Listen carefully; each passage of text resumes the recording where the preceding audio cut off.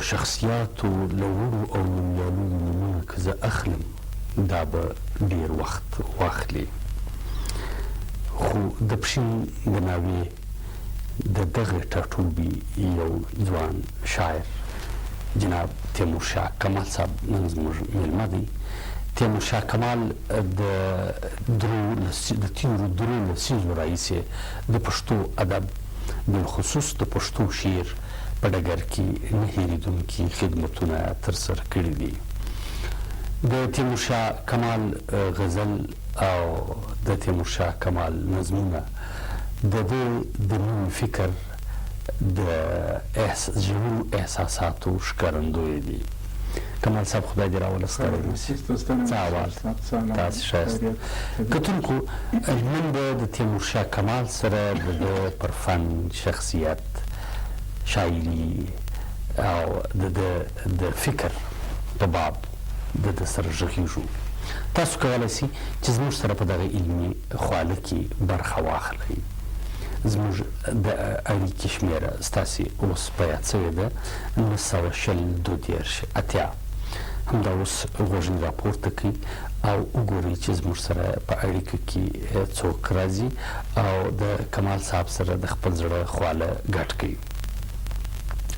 کمال صاحب زموږ د خپرونې د دود سره سم که لومړی کتونکو ته خپله لنډه پېژندګلوي وکړي، له هغه پس به بیا مجلس کوو. تر ټولو وړاندې د بولان ټي وي له طرفه څخه د نړۍ په ګوټ ګوټ کې چې څه پښتانه مسافر او په هېواد کې دننه ټول پښتانه دا وخت زموږ دغه پروګرام ګوري، هغه ټولو پښتنو ته د زړه له کومې په ډېره مینه سلامونه وړاندې کوم او د دوی په لړ کې د دوی لپاره نیکې هیلې لرم.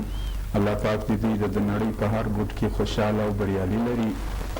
زما نوم تیمورشاه او تخلص مې کمال دی.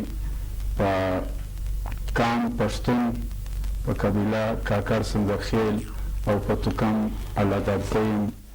پلارنی وطن مې کلا سیف الله ژوب دی، خو د 80 یا د 80 کالو راهیسې په پښین ښار کې میشته یم او فیالحال مو تقریبا چې بابا مرحوم مو پښین ته راغلی دی تقریبا 80 کاله کېږي.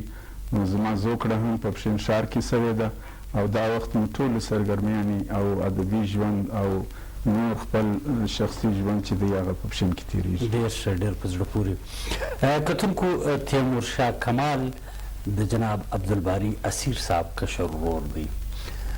کمال صاحب د شعر کوڅې ته د زړه تمایلاتو راوستې، د اسیر صاحب تربیت راوستې، خپل د یو ستړي سره مخ سوې.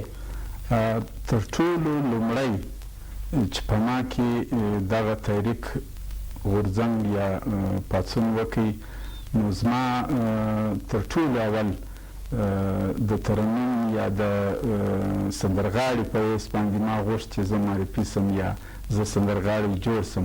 ډېر وړوکی وم او ماشوم وم چې زما دا شوق و، خو د څه کورنیو مشکلاتو یا ستونزو له کبله ما نه وکولی سو چې هغه لاره واخلم او ادبي ډګر ته راغلم.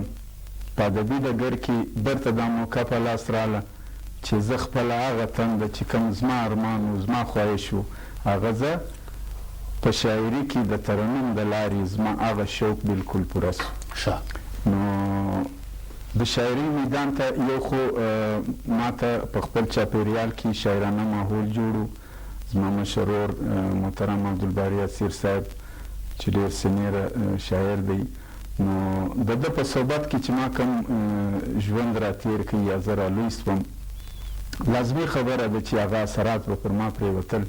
ادبي محفلو ته به تلم، مشاعرو ته به د دوی تلم، نو سوکه سوکه هغه اثرات پر ما پرېوتل او ما دې میدان ته په خپله هڅه وکړه او عملي طور په دې میدان کې زه هم داخل سوم.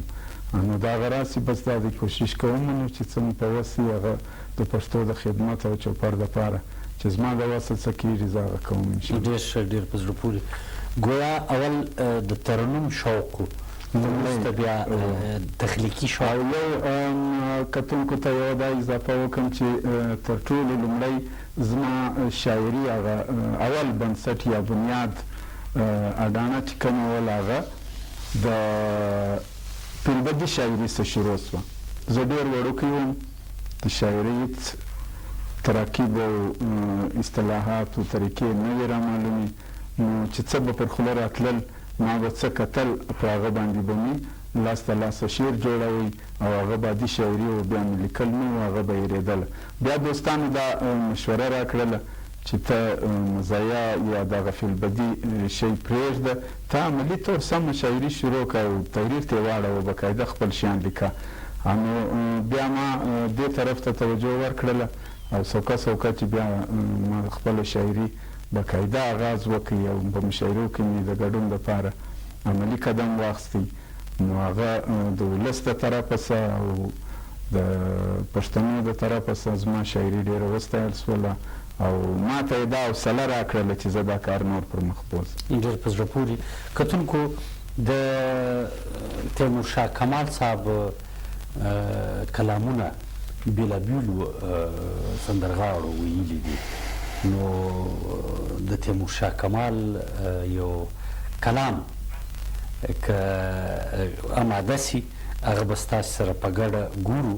او کمال صاحب په خپله هم د ډېر ښه ترنم څښتن دی، د ده څه به بالمشافه ترنم هم اورو او د ده څه به د ده هغه